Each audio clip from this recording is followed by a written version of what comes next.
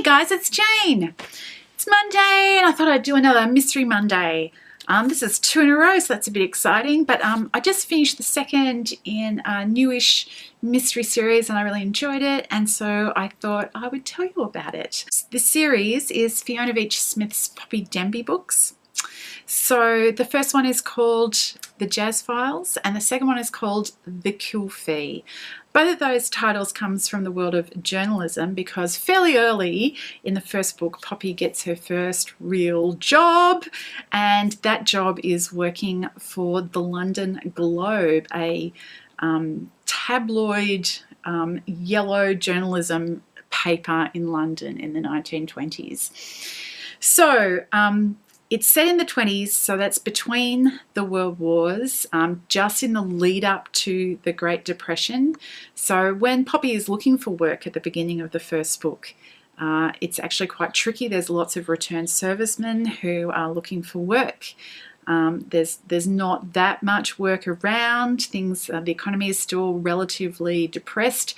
Although for the bright young things, who are kind of the society, darlings, it's like a new golden age, and that contrast is one of the things that makes this between the wars period really so compelling. There's lots of authors who write about this period, and it's one of my favourite sort of little moments in history to read about. So that's another reason why I grasped onto these books.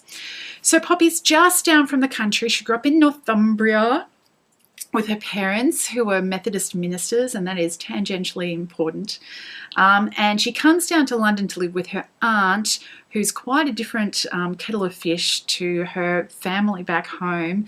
Her aunt was a famous theatre actress and also a notorious suffragette. She's now in a wheelchair because she was part of the protests before women got the vote, and was actually ridden down by a policeman on a horse. And that event is part of the kind of background to the plot in the first book. The Jazz Files, which is the name of the first book, refers to files that newspapers keep as background on important kind of characters, but it's kind of gossip. It's not stuff that they could actually print because they don't have, verification from multiple sources, but it's things that they've heard about different people. It's gossip about. And the newspaper, The Globe, that Poppy works in, has a huge store of jazz files, and that becomes quite important in all of her sort of investigations. The second book, The Kill Fee, it turns out, is money that a newspaper might ask for or be offered in order to kill a story.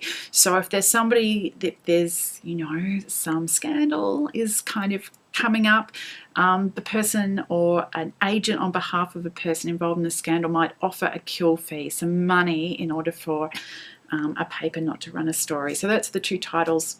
The first book is caught up with the Suffragette story.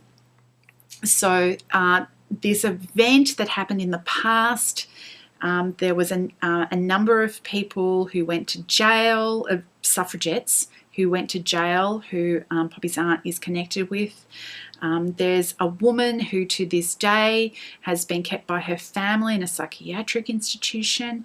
There was somebody who was killed, and nobody has ever really found out exactly what went on with this whole thing. And there's one of the police officers who was involved at the time, has risen through the ranks and now is quite important in the force. And yes, Poppy is trying to get to the bottom of what's going on. On her first day of work at the newspaper, the political editor of the paper turns up dead, and there's reason to suppose that his spectacular and sudden death has something to do with his connection with the suffragette circle that Poppy's aunt is part of. So that first book is all about the suffragettes. The second book, The Kill Fee, is all about the aftermath of the Russian Revolution. London became home to a relatively large number of Russian emigres, refugees after the revolution. The royal family of Russia were related by marriage to the royal family of England, so there was a natural connection. And anyway, the scandal that is at the heart of the second book is that a Fabergé egg, which had been property of a member of the Romanovs, or the Russian Tsar's family, has gone missing, was stolen at an exhibition in London. And yes, and there's Russian shenanigans and all sorts of things going on in that second book. These are nicely paced books with intriguing mysteries, a really interesting backdrop. We've got jazz clubs and flappers and, journalists and return service people and, yeah, all sorts of really interesting things, ingredients going on. I think that they're well done. And if that sort of world is interesting to you, I think you might very well enjoy these books. Anyway, that's it for me today. I hope you're all well, and I'll talk to you later.